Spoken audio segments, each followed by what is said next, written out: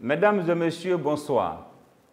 Nous avons enregistré aujourd'hui 42 nouveaux cas positifs sur 287 échantillons testés, ce qui porte le nombre de cas confirmés en Guinée à 4258 cas. Toutefois, nos services continuent de suivre 1953 personnes à Conakry, Koya, Dubreka et Fria comme contacts. 631 personnes sont actuellement hospitalisées sur nos différents sites de prise en charge. Nous n'avons pas enregistré, heureusement, de décès. Le cumul est toujours à 23. 24 personnes sont sorties guéries aujourd'hui, ce qui porte le nombre de guéris à 2942 personnes. À la réanimation, 20 malades sont hospitalisés, dont 16 en soins intensifs. Et depuis le début de la maladie, 146 personnes sont passées au service de la réanimation. Nos activités communautaires continuent. Nous avons déjà visité 893 000 ménages à Conakry et installé plus de 59 000 kits de lavage des mains gratuitement et distribué plus de 891 000 masques dans ces ménages, où chaque personne de ménage a reçu au moins 2 masques de protection.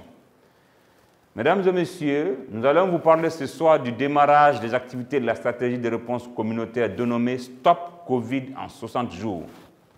Lancée ce lundi 8 juin à la direction de la santé de la ville de Conakry, avec l'ensemble des partenaires intervenant dans cette riposte du côté de la Guinée, Stop Covid en 60 jours vise à interrompre la chaîne de transmission communautaire de la pandémie dans la zone spéciale de Conakry, puis nous allons étendre aux autres villes où il y a actuellement une épidémie.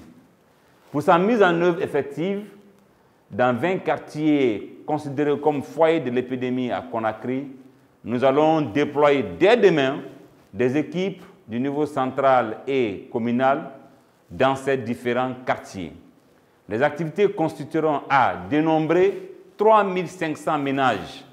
Ce processus va durer 2 jours et sera réalisé par les agents de dénombrement en équipe de 2 personnes qui visiteront vos domiciles pour recenser le nombre de contacts directs et les personnes résidentes par ménage. Chaque équipe de dénombrement va toucher par jour au moins 20 ménages. Cependant, ils seront accompagnés par des superviseurs pour s'assurer que le travail a été effectivement réalisé. Et les agents de dénombrement seront aussi accompagnés par les chefs de secteur ou les agences des personnes choisies dans chaque quartier et secteur. C'est le lieu pour nous de lancer un appel à ce que vous facilitiez ce travail à ces équipes de dénombrement qui vont visiter vos différentes familles, notamment dans les 20 quartiers ciblés pour ce départ. L'engagement communautaire au cours de cette activité de Stop Covid en 60 jours permettra de rechercher les contacts et les cas confirmés dans la communauté pour leur prise en charge. Cela aussi devra faciliter de retrouver les cas perdus de vue et ceux qui n'acceptent pas actuellement de se faire hospitaliser. Et cet engagement communautaire passera par l'implication des chefs de quartier, des chefs secteurs, des leaders d'opinion et des agents communautaires, comme je l'ai dit plus haut, choisis dans vos communautés. Nous pensons que cet engagement communautaire va nous permettre de rompre la chaîne de transmission communautaire rapidement. Mais aussi, avec Stop Covid en 60 jours, nous allons continuer le référencement des cas graves.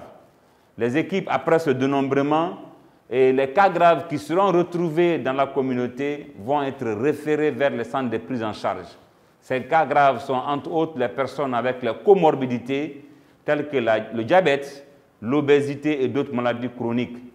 L'objectif est d'éviter les décès dus au Covid et aussi de faire une prise en charge rapide de ces cas. Nous allons aussi mettre en place des contrôles sanitaires autour des zones de confinement, des quartiers ou des secteurs dans lesquels des cas en grappe groupés sont recensés.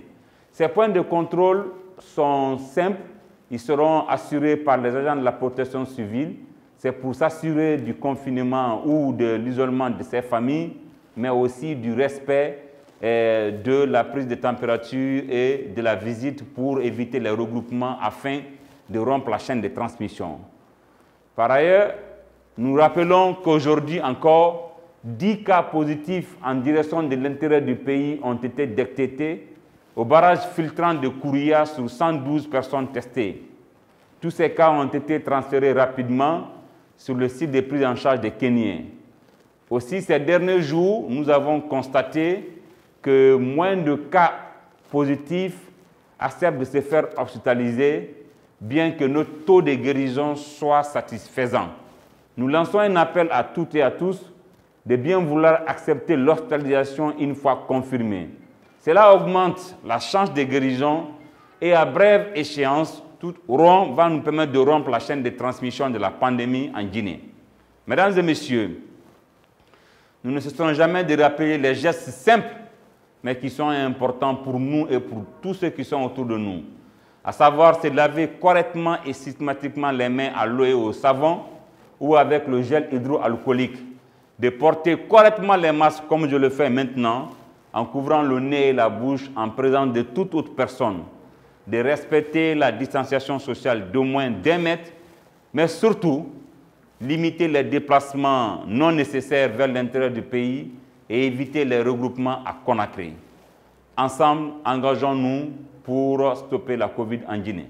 Merci.